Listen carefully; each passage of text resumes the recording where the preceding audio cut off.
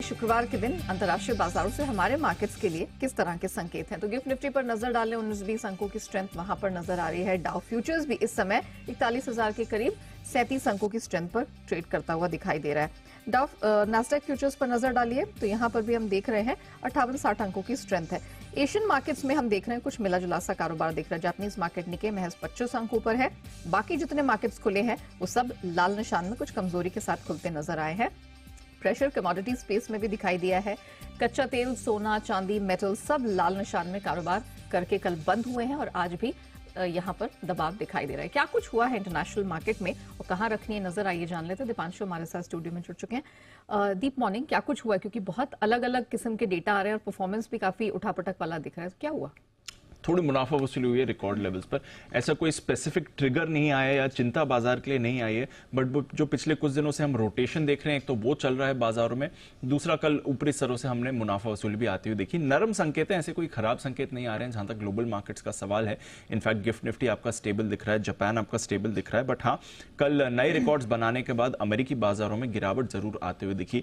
डाउ की 6 दिन की तेजी पर ब्रेक लगाए। पिछले 3 दिनों से जो डाउ के रिकॉर्ड की हैट्रिक बन रही थी उस पर भी आपने ब्रेक लगते हुए दिखाए। रिकॉर्ड तो कल भी बना है, बट उसके बाद काफी तेज आपने गिरावट आती हुई देखी है। तो ऊपरी स्तरों से अगर आप देखेंगे तो लगभग 700 अंक आपको डाउ गिरते हुए दिखाए नया रिकॉर्ड बनाने के बाद। वैसे 550 अंकों की गिरावट के साथ बंद होते हुए दिखा और डेज लो पर अमेरिकी बाजार बंद होते हुए दिखे हैं। 0.1% की गिरावट आपने S&P 500 और नास्डैक में भी आती हुई देखी है। रसल 2000 की कल जमकर पिटाई हुई थी, 0.2% से ज्यादा की गिरावट यहां पर आप आती हुई दिखी। तो रसल 2000 और स्मॉल कैप्स के लिए कल थोड़ा खराब था। विक्स जो है इनका ये 10% उछलकर करीब 3 महीने की ऊंचाई पर भी आते हुए दिखा है। तो वॉलेटिलिटी बढ़ी है बाजार में, ऊपरी स्तरों से मुनाफा वसूली भी आपने आते हुए देखी है। इनफैक्ट 11 में से 10 सेक्टर्स कल आपके नेगेटिव क्लोज हुए हैं। तो ब्रॉड बेस्ड सेलिंग प्रेशर एक अमेरिकी बाजारों में आते हुए दिखा है। एक तरह से मुनाफा वसूली है, जो रोटेशन का ट्रेंड चल रहा है वो आपको दिख रहा है।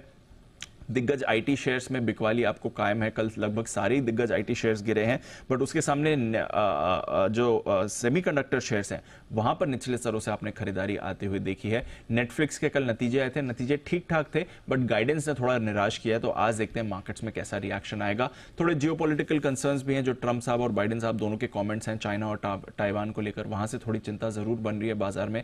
थोड़ा रोटेशन का माहौल है और ऊपरी स्तरों से मुनाफा वसूली आती देखी। कोई ऐसा एक स्पेसिफिक ट्रिगर नहीं है, बट हाँ बिकवाली थोड़ी ज्यादा है। उम्मीद से तो डेफिनेटली ज्यादा ही कल गिरावट हुई है अमेरिकी बाजारों में। यूरोप की बात करें तो यूरोप में मिला जुला कारोबार था। कल ईसीबी की पॉलिसी आई थी, दरों में कोई बदलाव नहीं किया, ये एक्सपेक्टेड लाइंस पर था। एक रेट कट ऑलरेडी हो चुका है, बाजार अनुमान लगा रहे कि इस साल 2 और रेट कट होने चाहिए, बट फिलहाल ईसीबी ने कोई पॉलिसी एक्शन कल नहीं लिया।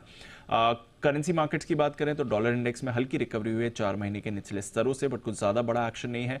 सोना भी ऊंचाई से करीब कल $40 आपको फिसलते हुए दिखा है। चांदी में 2 हफ्ते के निचले स्तरों पर कारोबार हो रहा है।